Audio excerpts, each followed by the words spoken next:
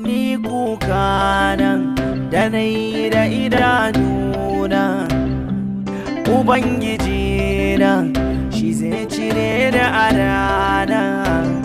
Kun gaba ni kwana, walla a idona, babu mai gani na, balle mu zauna. Na baka 1 week ka fito da matar da zaka aura. In ka ki, ka san muna da yan uwa Kaduna, ina da cousin, zan lallaba maka auren dole kamar yadda dan wanka ya faɗa.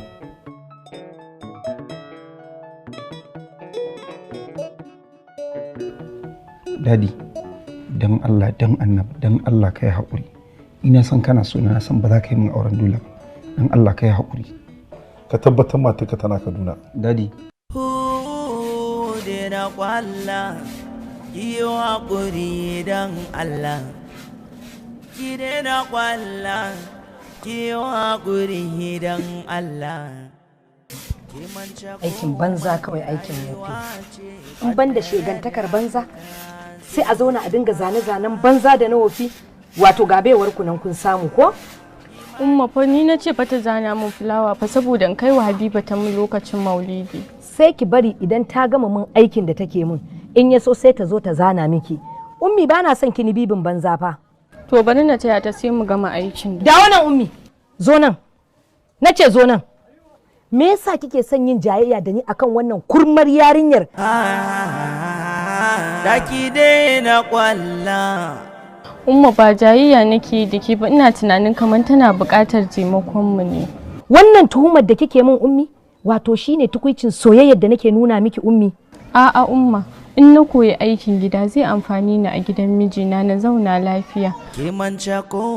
A haka kamar gata kike min, amma a zahiri ita kike wa gata. Assalamu alaikum. Amin wa alaikas salam. Daki dai na kwalla. San da zuwa. Ba na son sanin zuwa naki. Na ce ba na so. Wato ke ko da yaushe ba kya so ki bin magana da na gaya miki. Mai hankali gari ka yau na aika sako. Idan za a shigo gidan nan sau 1000 za a tada yarinyar tana aiki sau 1000. Ita ce shara, ita ce wanke-wanke. Shi ke kiyo kanki adalci dan Allah dan Annabi. Yanzu jiki da jini ai yana bukatar hutu ko ba haka bane. Yanzu fi sabilillahi malam, in ban da abunka, wani gida ne kaga cewa ya mace ba za a saka ta aiki a cikin gida ba? Ai ko duk gidan da ya kamata da ya mace za a sa ta aiki, idan ko ba za a sa ta aiki ba, aikin nan fa ana sa ta ne domin gyara ba wai don mugunta ba. Idan gata ne ba za ki sa ummi ta aikin ba, ko ku kin fa san Maryama ne akan ummi. Yanzu malam kana so a gaban su ka zubar min da mutunci? Gaskiya nake gaya miki, kafin ke ki zubar da mutuncin naki ya kamata ki gyara. Ummi da komin tabarma. Kimanta komai rayuwa ce kaddarar haka ta zo. Shimfiɗa mai tana. Kimanta komai.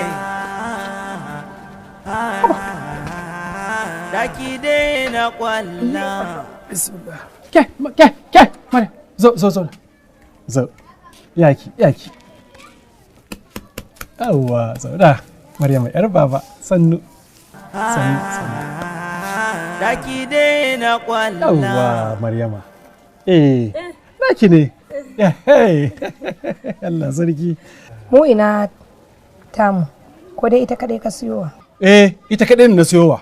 Idan kuma kuna so ta zo ta san muku, ku zo ta san muku. Me a ciki? Kiwa guri dan Allah. Ai shi kenan. Kinga, ngo.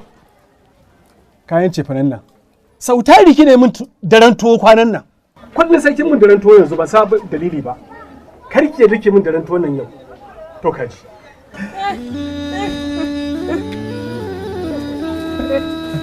Allah sarki. Allahu akbar. Alhamdulillah.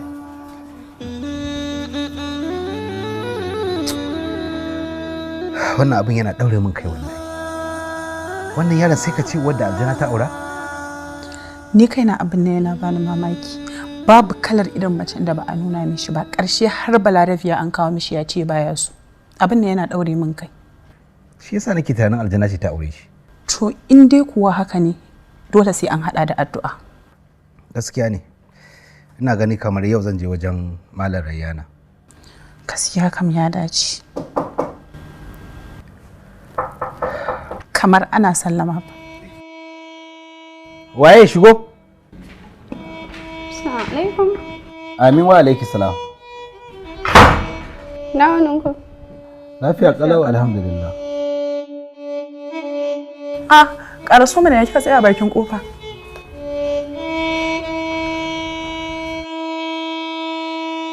Sanne dai ko?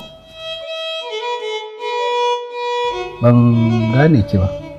Adam ne ya ciro na gaishe ku. Adam namu na gidan nan dai? To bismillah. Zauna ba ta wuri ka zauna ko?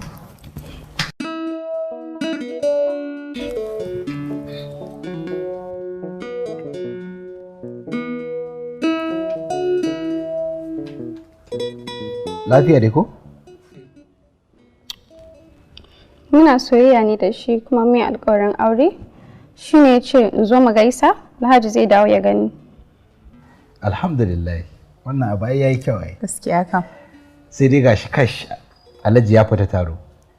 Na so a ce yana gidan nan ya ganki kuma ya ga wannan ranar. Gaskiya kam da zai yi farin ciki sosai. Wow. Yaya sunanki? Nafna. Ya kamata ki kawo surkanmu ruwa ta dan sha kafin mu ƙara jin sauran zantuttukan da yanzu kuwa. Ai, wannan abun farin ciki. Salamu alaikum.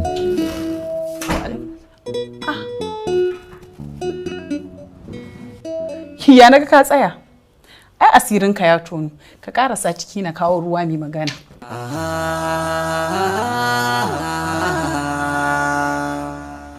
Haba Adam.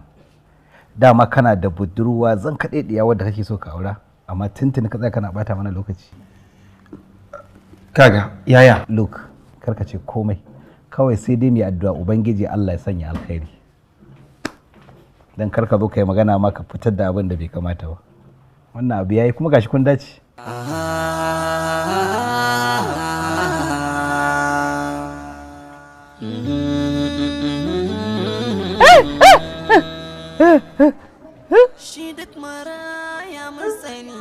Kin ga jirgin sama? A ina? Haba, jiya da kika je ɗibo ruwa? Ya yake?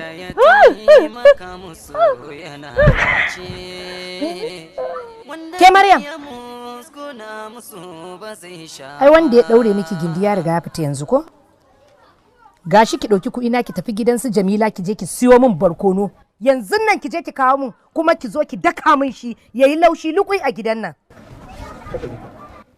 Ba ki wuce ba da ke nake ba? Ke zo nan na ce miki. Na ce ki zo nan ki zauna. Duk sanda na aike ta sai ki ce za ki je ki raka ta. Wai sa ki a ciki? Hatta mahaifinki Ummi ya fi son faranta mata rai fiye da ke. Ya fi ƙaunarta sama da ke. Ya fi damuwa da ita sama da ke Ummi. Amma haka kike tuhumata wai saboda ina neman in kwato miki 'yancinki Ummi. Yanzu a duniyan nan Ummi kai ne kaɗai zaka so naka ya ci gaba. Kowa da kika gan shi Ummi ta kansa yake yi. Ummi zo nan, na ce ki zo nan. Abinda nake so in sanar miki Ummi daga yau sai yau kada ki ƙara shiga tsakanina da wannan kurmar yarinyar. Kin ji abin da na faɗa miki? Idan har ba haka ba wallahi ke ma sai ranki yayi mummunan ɓaci. Mara kunya kawai mara mutunci. Sha da bata san abin da yake mata ciwo ba.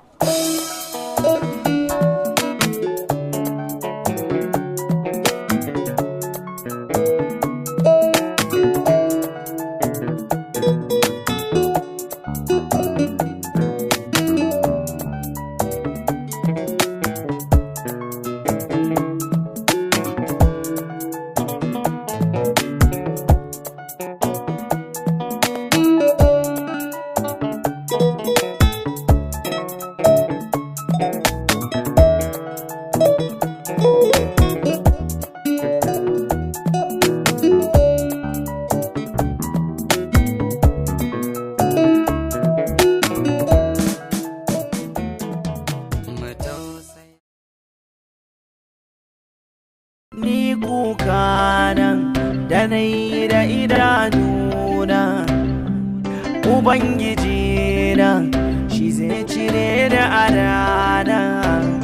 Kun gaba ni kwana, walla a idona babu mai gani na, balle mu zauna a raina na kuna, da wasa mu zauna ya ji labarai waye na kike bar kwalla, dan haka Allah ya hukunta. Hawaye na kike bar kwalla, dan haka Allah ya hukunta. Ki je ki gaya mata cewa baki samu ba abin da za ta yi miki. Da Allah mu je da Allah. Ku tsaya ku ta jin tsoron wani mutum ba abin da zai muku da mu je da Allah mu je. Ba abin ni nace miki baki je a'a. Umma ki yi haƙuri za ta dawo ai. Barkwanan ne da wuyar samu yake. Za ta zo ta same ni a cikin gidan nan. Da ni take zancen nan wallahi. Sai dai in ba za ta dawo cikin gidan nan ba jikinta sai ya gaya mata. Ta je ta share duwa wuce zamanta ko? Je ki kawai je ki je. Ba abin da za ta yi miki komai a hankali. Je ki da Allah. Ki je mana. Ki daina jin tsoron tafa ba wani abu da za ta iya miki fa. Ki je da Allah ni nace ki je da Allah. Ki je ba matsala ki je ki shiga. Ba komai. Dogara da Allah. Kar ki sake ki shigo min cikin gidan nan. Kar ki sake ki shigo min cikin gidan nan. Mara kunya fitsararriya. In aike tun ɗazu ki kamun sako ki dinga bilintuwa kina yawo a gari sai yanzu ki dawo min gida ina kika je kika zauna baki je aiken ba. Rufe min baki mara kunya kawai. Au kudin kika je kika dawo da su ma baki siyo ma abin da na aike ki ba to ba ni kudi na ba. Kai kul kina marinta sai kin ci goron dole barin gaya miki. Wai waye ne? Ni ne nan. Ni ne. Malam lafiya? Ba lafiya ba in dai zaki ci gaba da dora hannunki a jikinta da sunan duka to ba zai taba zama lafiya ba bari in gaya miki. To me naka a ciki? Ni masoyinta ne kuma mai kaunarta ne ni zan aure ta insha Allah. Duk wanda ya bata wannan yarinyar ni ya batawa duk wanda ya taba ta ni ya taba kowaye sai na dauki mummunan mataki a kansa ke ko mahaifinta ne ke bari in gaya miki ko ke ce. Ki daina kwalla ki hakuri. Share hawayenki masoyiyata. Daga yau ba za ki sake kukan zaluncin da wani ya yi miki ba. Ni da kike gani na ishe su duka mutanen garin. A barki lafiya.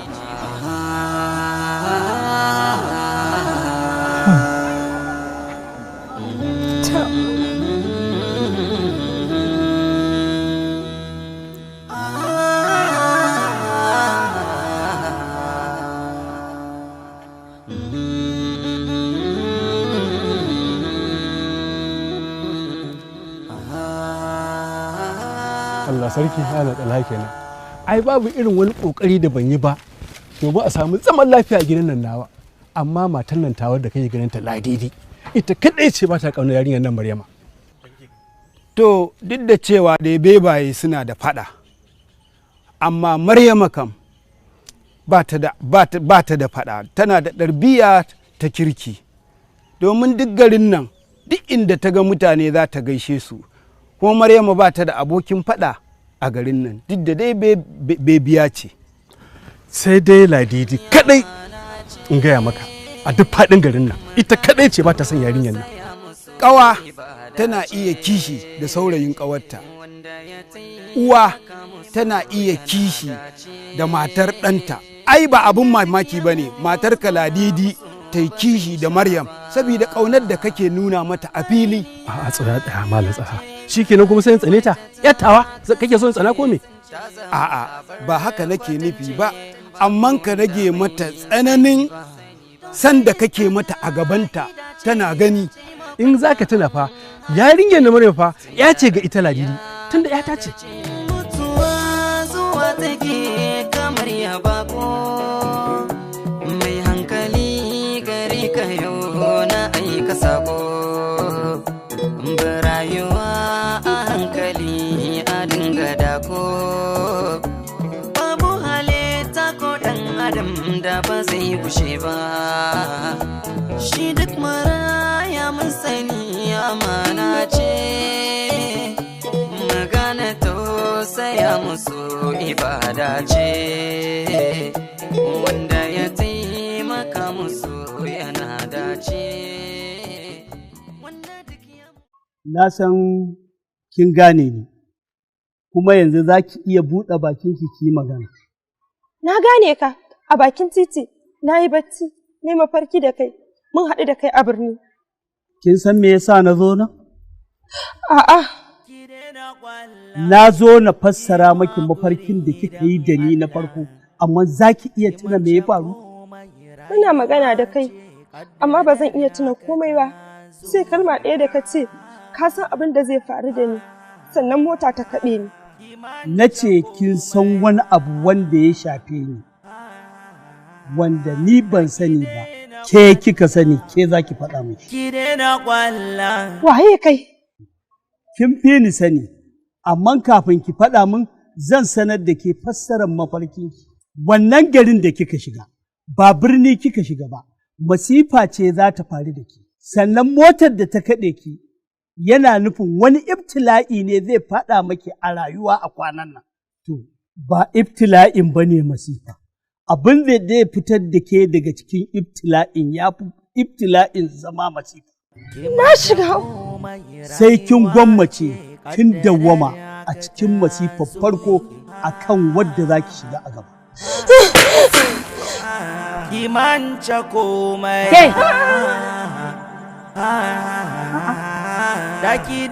Ke saurare ni, wannan nikan ki tafi can inda babanki.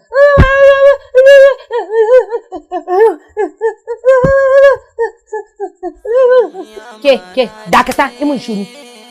Nika na ka miki, ki ɗauka ki je ki kai wa baba. Ki je ki kai mishi ya baki kuɗi. Ki kai nika kuma.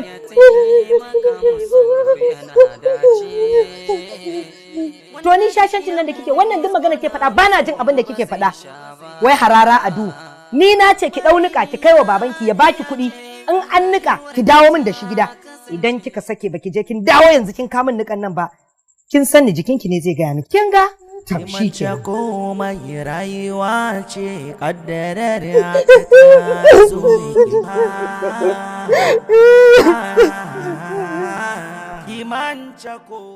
Me yasa kika zo gidanmu? Bai kamata kai mamaki ba. Wannan shi ne karo na ƙarshe, kar in ƙara ganin kafar kike a gidanmu. Ba gidanku bane kai kaɗi, ni ma gidanmu ne. A haka za a yi soyayyan ba tare da budurwa ta je gidan saurayinsu ba? Kinga, ni ba saurayinki bane, ki ba budurwa ta bace ba. Ina so ki cire wannan daga cikin zuciyarki. Duk da cewa yanzu ka faɗa haka, ina fatan nan gaba za ka canza magana. Kinga, in kika sake zuwa gidanmu duk rashin mutuncin da na miki kika siya kika biya da kuɗinki. Rashin mutunci? Akwai rashin mutuncin da ya wuce ka kalli ƙwayar idon mutum ka ce ba ka san shi? Da kika fahimci haka, me yasa ba za ki fita daga rayuwata ba? Na yi ƙoƙarin hakan tun bayan da muka gama makaranta, amma sai na fahimci cewa ko ina so ko ba na so, ko kana so ko ba ka so, kai ƙaddara ta ce, ni ƙaddara ka ce, ba wanda ya isa ya raba mu. Dan Allah, dan Annabi, dan Allah ki fita daga rayuwata, dan Allah, ni ba na so ki ja min wata matsala. Ai da zan iya haka, ba sai ka roƙe ni ba, amma wallahi ba zan iya ba. Haka kika ce? Ni kuka nan da na yi da idanuna, Ubangiji na shi zai cire da arana, kun gaba ni kwana, walla a idona, babu mai gani na, balle mu zauna, a raina na kuna, da wasa mu zauna, ya ji labarai waye na kike bar kwalla, dan haka Allah ya hukunta. Hawaye na kike bar kwalla, dan haka Allah ya hukunta.